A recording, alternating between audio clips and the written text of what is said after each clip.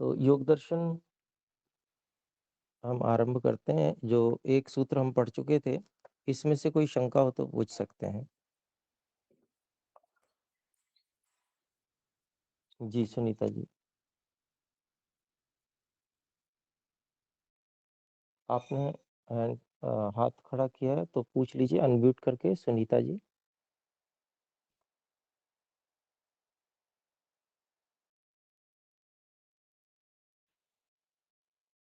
राजीव मिश्रा जी, आप पूछ लीजिए। हमने आज ही ज्वाइन किया है, इसलिए हमें उसके बारे में जानकारी नहीं है। धन्यवाद। जी, इसके वीडियो यूट्यूब पे आ गए हैं, उसको पीछे की कक्षाओं को आप अलग से देख लीजिएगा। ठीक ठीक, थैंक यू।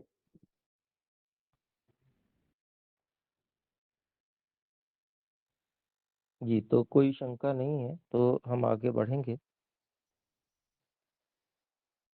महोदय, प्रारंभ करें। जी, तो दूसरा सूत्र है। दूसरे सूत्र में भूमिका है सबसे पहले।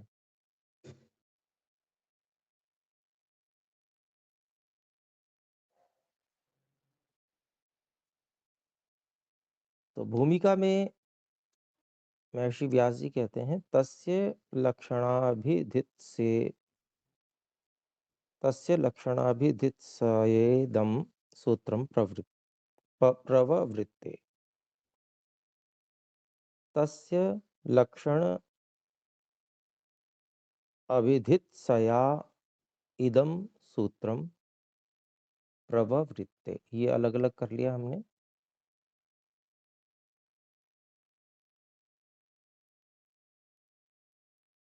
तो तस्य, जिसकी चर्चा चल रही थी, अथ योगानुशासनम, योग की चर्चा चल रही थी, योग के विषय में बताया था पिछले सूत्र में। उस योग के लक्षण अर्थात परिभाषा,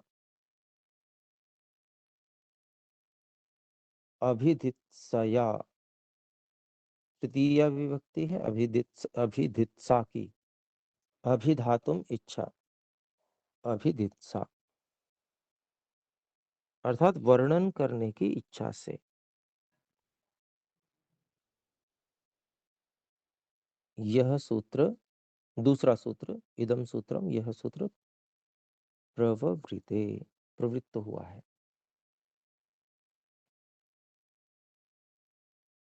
दर्शन में एक क्रम होता है।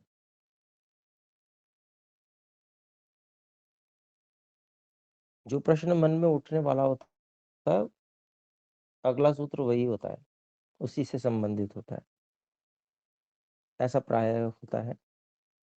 तो यहाँ पर दूसरा सूत्र है जो बहुत प्रसिद्ध भी है, योगश्चित्त वृत्ति निरोधः।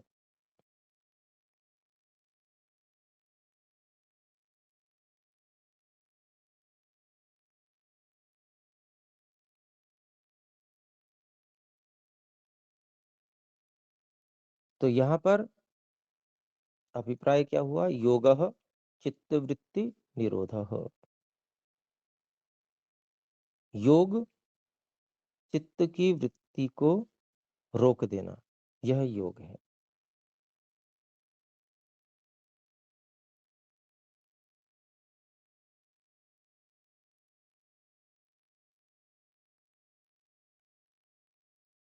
तो यहाँ पर अपने लोगों को समझना है कि चित्त की वृत्ति को रोकना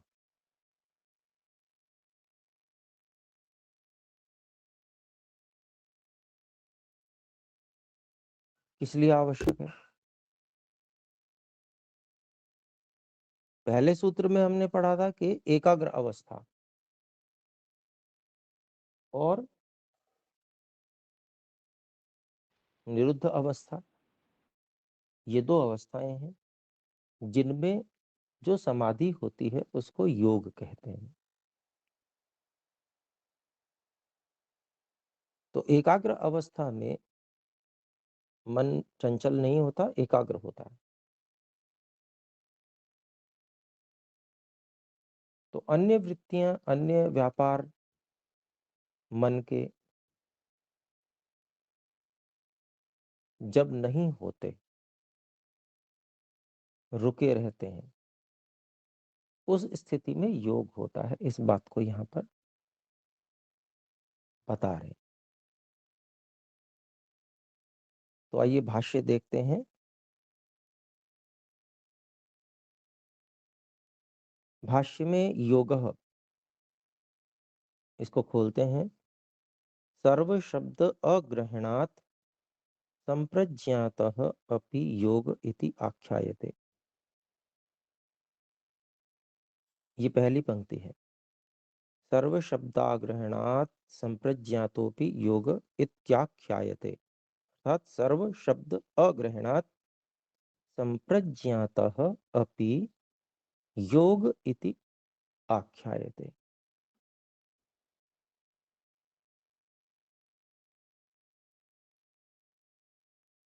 तो मतलब क्या हुआ? सर्व सूत्र में सर्व शब्द को न ग्रहण करने से, महर्षि पतंजलि के द्वारा सूत्र जो बनाया गया है उसमें सर्व शब्द का ग्रहण नहीं किया गया, शब्द नहीं डाला गया। तो सर्व शब्द न लेने से संप्रज्ञात जो समाधि है, संप्रज्ञातो अपि, संप्रज्ञात जो समाधि है वह भी योग इति आख्यायते, योग इस नाम से कही जाती है। अगर सर्व शब्द महर्षि पतंजलि ने डाला होता सूत्र में तो कैसा होता? योगः सर्वचित्त वृत्ति निरोधः। लेकिन ऐसा नहीं कहा।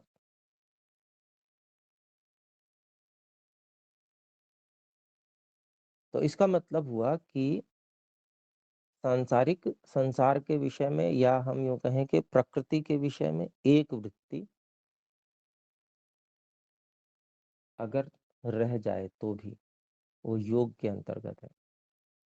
बहुत सारी चंचलता भरी बहुत सारी वृत्तियां नहीं है, बहुत सारे व्यापार मन के नहीं चल रहे हैं, केवल एक ही चल रहा है वो संसारिक ही, तो भी उसको योग में सम्मिलित करेंगे, ये कहना चाहते हैं।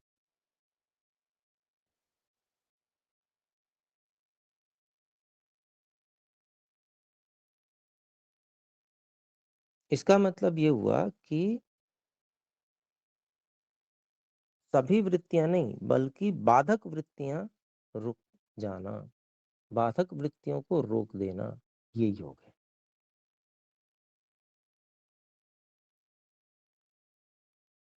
एक जो विषय है वो तो बना रहेगा। फिर आगे है चित्तम। योगः शब्द को खोला तो एक वाक्य में इसको प्रयास किया इस प्रकार से बताने का। यद्यपि पिछले सूत्र के भाष्य में योग शब्द के विषय में बता चुके हैं, लेकिन यहाँ पर केवल इतनी सी बात रखी कि संप्रज्ञात है वो भी योग के अंतर्गत आ गया। संप्रज्ञात जो समाधि है वो भी योग के अंतर्गत आ गई, ये अभिप्राय। फिर आगे कहते हैं चित्तम।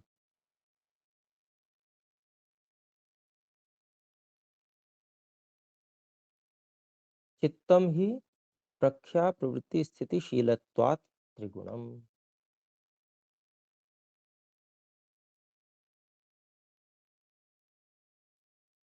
अब चित्त के विषय में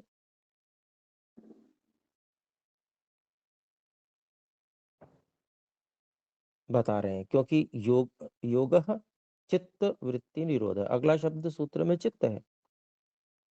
तो ये चित्त है क्या चीज, उसके बारे में अब पूरी बात बताएंगे। तो चित्तम ही प्रख्या प्रवृत्ति स्थितिशीलत्वात् त्रिगुणम। तो चित्त जो है वो निश्चय से त्रिगुण है। त्रिगुण यानी कि सत्व रज तम, जो तीन गुण है, यानी कि प्रकृति जो है उससे मिलकर बना हुआ है। क्यों, कैसे पता चला कि ये 3 त्रिगुण है, 3 से मिलकर बना हुआ है ये चित्त?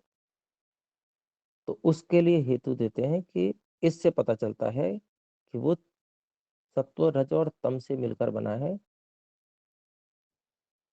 तो उसका कारण बताते हैं, प्रख्या प्रवृत्ति स्थितिशीलत्वात्। प्रख्याशीलत्वात् यानी कि प्रकाशशील होने से। चित्त जो है वो प्रकाशशील भी है। दूसरा कहा प्रवृत्तिशीलत्वात्, उसमें गति भी है। और स्थितिशीलत्वात् अर्थात उसमें स्थिरता भी है। चित्त में प्रकाशशीलता है, गतिशीलता है और स्थिरता भी है। ये 3 गुण जो प्रकट रूप में दिखते हैं, ये 3 गुण प्रकृति के हैं, मूल प्रकृति के हैं। सत्व गुण का प्रकाश, रजोगुण की प्रवृत्ति, गति और तमोगुण की स्थिति, ये उसके गुण हैं। सत्व, रज और तम के उसकी विशेषता है। जो विशेषता हमें कहीं भी दिखेगी, एक साथ तीनों दिखेंगी, तो हम ऐसा समझेंगे कि ये त्रिगुण है, ये सत्व, रज, तम से मिलकर बनी हुई वस्तु है।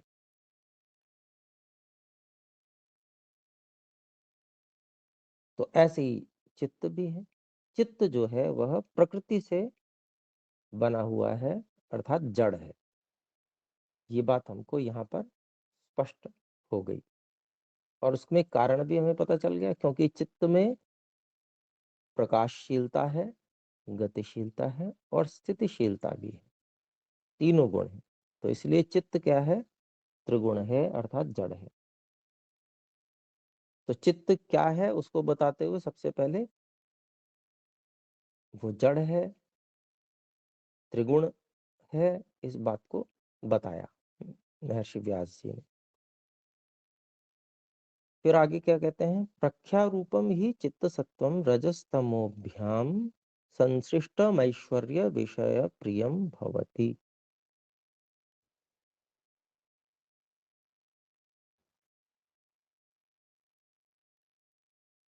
अब चित्त के बारे में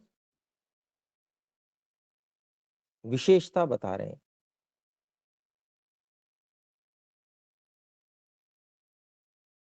वास्तव में जो चित्त है वो प्रख्या रूपम ही, चित्त जो है वह प्रकाश रूप ही है, क्योंकि उसमें सत्व गुण की प्रधानता है। कोई भी चीज होती है वो अगर किन्हीं चीजों से मिलकर बनी हुई हो तो उसमें किस चीज की प्रधानता है ये हमको पता चलता है। जैसे जो स्थूल शरीर है वो पार्थिव है, कहते हैं ना कि पार्थिव शरीर। पार्थिव क्यों कहते हैं? क्योंकि पृथ्वी पृथ्वी तत्व की प्रधानता है इसमें, इसलिए पार्थिव शरीर कहते हैं। वैसे तो 5 तत्व हैं, पृथ्वी, जल, अग्नि, वायु, आकाश। तो यहाँ पर जो चित्त है उसको कहा प्रख्या रूपम ही। चित्त जो है वह सत्व प्रधान है, इसमें प्रकाश की अधिकता है निर्माण की दृष्टि से। सत्व गुण प्रधान है। तो चित्त सत्वम, चित्त नाम का जो पदार्थ है, चित्त नाम का जो तत्व है वह कैसा है? प्रकाश रूप है, सत्वगुण प्रधानता वाला है। लेकिन फिर आगे कहते हैं रजस्तमोभ्याम संसृष्टम।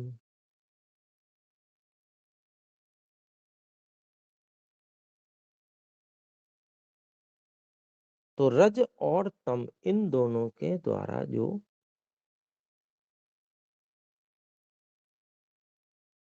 मिला हुआ,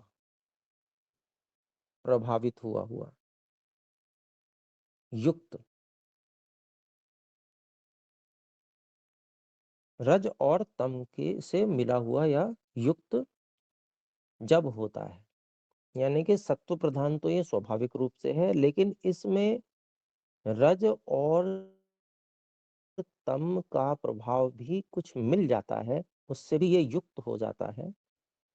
तो ये चित्त कैसी स्थिति वाला होता है? ऐश्वर्य विषय प्रियम भवति। जब इस चित्त में सत्वगुण तो प्रधान रहता है, लेकिन रज और तम इसके प्रभाव भी मिले रहते हैं, इससे भी ये युक्त रहता है, तो यह ऐश्वर्य विषय को प्रिय मानने वाला होता है। यानी कि ऐश्वर्य विषय प्रिय हो जाते हैं, ऐश्वर्य से संबंधित जो विषय हैं, तब इस चित्त को प्रिय हो जाते हैं। चित्त को प्रिय हो जाते हैं मतलब चित्त वैसे तो जड़ है, चेतन नहीं है, लेकिन ये प्रिय लगवाता है किसको? आत्मा को। तो कभी कभी जड़ में भी चेतनवत कथन होता है। तो जिसको कहते हैं ऐश्वर्य विषय प्रिय वाला हो जाता है, ऐसा कह लेंगे। तो चित्त जो है वह अपनी विशेष स्थिति के कारण से, वो विशेष स्थिति क्या है? वो विशेष स्थिति है कि मुख्य रूप से तो सत्वगुण प्रधान रहता है, लेकिन रज और तम के भी प्रभाव से युक्त होकर यह चेतन आत्मा को ऐश्वर्य विषय प्रिय लगवाने वाला हो जाता है। ऐसे चित्त में ऐश्वर्य विषय प्रिय होता है। तो अब आगे देखते हैं। तदेव प्रद्योतमानम अनुविद्धम रजो मात्रया धर्म ज्ञान वैराग्य ऐश्वर्योपगम भवति। तो अगली पंक्ति है तद एव।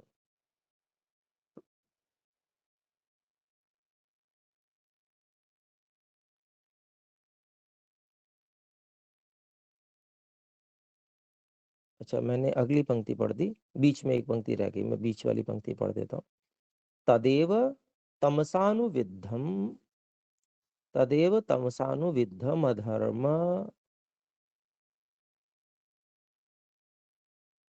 तमसानुविद्धमधर्माज्ञान नैश्वर्योपगम भवति। ये समस्त पद है, पूरा एक साथ संधि करके बना दिया गया है, इतना लंबा शब्द। तो इसको अलग अलग कर लेते हैं। तद एव तमसा अनुविद्धम अधर्म अज्ञान अवैराग्य अनैश्वर्य उपगम भवति। तो यहाँ पर वह ही तद एव, वह ही चित्त जब तमोगुण से युक्त रहता है। अलग अलग स्थितियां होती हैं, क्योंकि त्रिगुण है, सत्वरज तम से मिलकर बना हुआ है, तो इसमें क्या होता है? सत्वरज तम कभी कोई प्रभावी, कभी कोई प्रभावी। तो यहाँ पर बता रहे हैं महर्षि व्यास जी कि जब तमोगुण से वह युक्त रहता है, तो ऐसी स्थिति में अधर्म, अज्ञान, अवैराग्य और अनैश्वर्य को प्राप्त करने वाला होता है। उपगम भवति।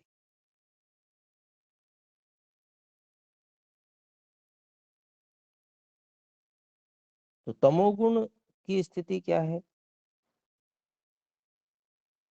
जैसे कोई बिल्कुल मूढ़ता की स्थिति हो, जैसे कोई नशे में होता है, उस तरीके की स्थिति होती है। तो तमोगुण की जो स्थिति है उसमें अधर्म करने, यानी कि जो धर्म से विपरीत है, विपरीत कर्म करने, अज्ञान मोह में पड़े रहने, अवैराग्य। वैराग्य क्या होता है? संसार की वास्तविकता को जान जाना, समझ जाना और ईश्वर की प्राप्ति की इच्छा करने लगना, यही वैराग्य होता है। लेकिन यहाँ अवैराग्य है, यानी कि संसार की इच्छा में बहुत अधिक लिप्त हो जाना, अवैराग्य। अनैश्वर्य, जो आंतरिक ऐश्वर्य है, आत्मविश्वास, शरीर का बल, मन का बल, मानसिक शक्ति, आत्मिक शक्ति, ये सब ऐश्वर्य हैं और सांसारिक ऐश्वर्य भी होते हैं। तो जब तमोगुण से चित्त युक्त होता है तो इन सब को प्राप्त करने वाला होता है। ऐश्वर्य को प्राप्त नहीं करता, अनैश्वर्य को प्राप्त करता है। तो चित्त की स्थिति किस चीज से युक्त है? कौन से गुण? तमोगुण आदि से।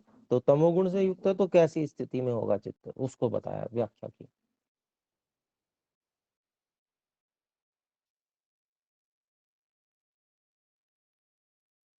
तो आज हमने 5-7 मिनट विलंब से आरंभ किया है। अगर 5-7 मिनट आपका सबका मन हो तो मैं और करा देता हूँ। हाँ महोदय। जी, तो आगे है कि तदेव, वह ही चित्त, तदेव वह ही चित्त, प्रक्षीण मोह आवरणम, प्रक्षीण मोहावरणम, प्रक्षीण मोह आवरणम, सर्वतः प्रद्योतमानम, सर्वतः प्रद्योतमानम अनुविद्धम, सर्वतः प्रद्योतमानम अनुविद्धम, रजो मात्रया धर्म ज्ञान वैराग्यैश्वर्योपगम भवति। तो तद एव, वह ही चित्त, प्रक्षीण मोह आवरणम, नष्ट हो गया है जिसके मोह का आवरण, यानी कि तमोगुण का प्रभाव समाप्त हो गया है। फिर आगे कहते हैं ऐसी स्थिति में क्या होता है? सर्वतः प्रद्योतमानम, सब ओर से जो प्रकाशित होने लगा है, प्रकाशित होता हुआ है, अनुविद्ध रजो मात्रया, रजोगुण की थोड़ी सी मात्रा से जो युक्त है।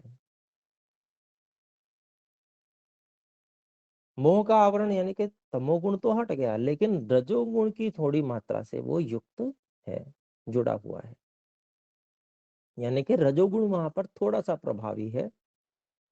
ऐसी स्थिति में धर्म ज्ञान वैराग्य ऐश्वर्य उपगम भवति। तो जब रजो मात्रा, रजोगुण की थोड़ी सी मात्रा से जब वह युक्त है तो धर्म,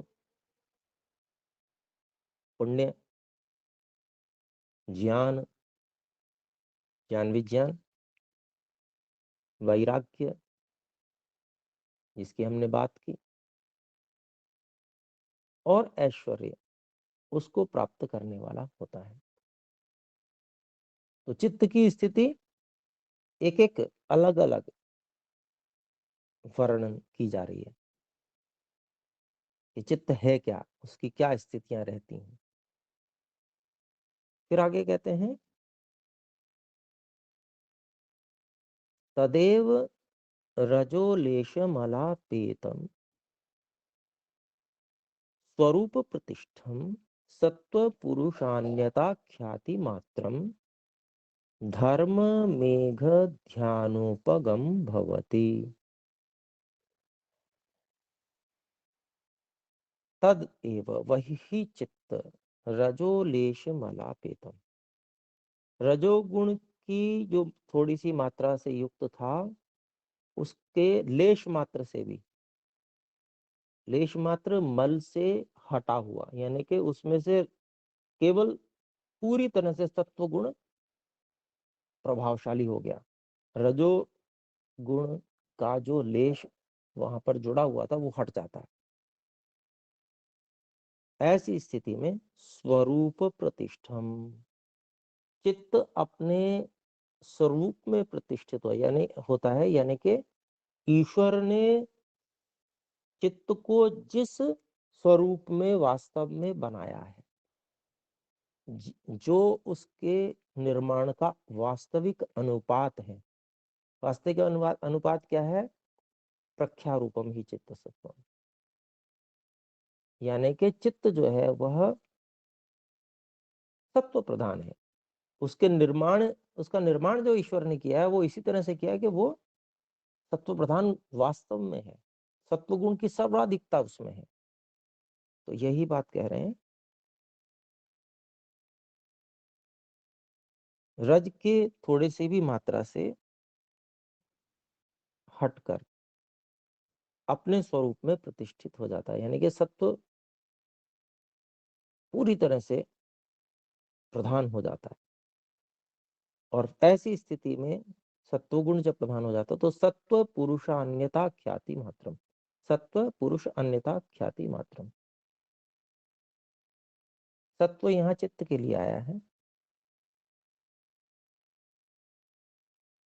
पुरुष चेतन आत्मा के लिए, अन्यथा ख्याति मात्रम उनमें भिन्नता। चित्त और अपना स्वरूप दोनों में भिन्नता जो है उसका ख्याति अर्थात ज्ञान, अर्थात पुरुष और चित्त दोनों अलग अलग पता चलते हैं। जब पूरी तरह से सत्व प्रधान स्थिति होती है तो चित्त और चेतन आत्मा अर्थात हम स्वयं अपने आप को स्वयं बिल्कुल अलग अलग अनुभव करते हैं, उसका ज्ञान बिल्कुल ठीक ठीक होता है। तो इस स्थिति में धर्म मेध ध्यान उपगम भवति, धर्म मेध नाम के ध्यान को प्राप्त करने वाला होता है। तो ये संप्रज्ञात समाधि में सबसे ऊंची अवस्था है, जिसको हम कहेंगे अस्मितानुगत संप्रज्ञात समाधि, जो अभी हम पिछले सूत्र में पढ़ के आए, जिसमें आत्म साक्षात्कार होता है। उस स्थिति को, बहुत ऊंची स्थिति है ये। धर्म में ध्यान उपगम होती, धर्म में ध्यान को प्राप्त करने वाला होता है। तत्परम प्रसंख्यानम इति आचक्षते ध्यायिनः, तत्परम प्रसंख्यानम इत्याचक्षते ध्यायिनः। तो अलग अलग कर दिया मैंने।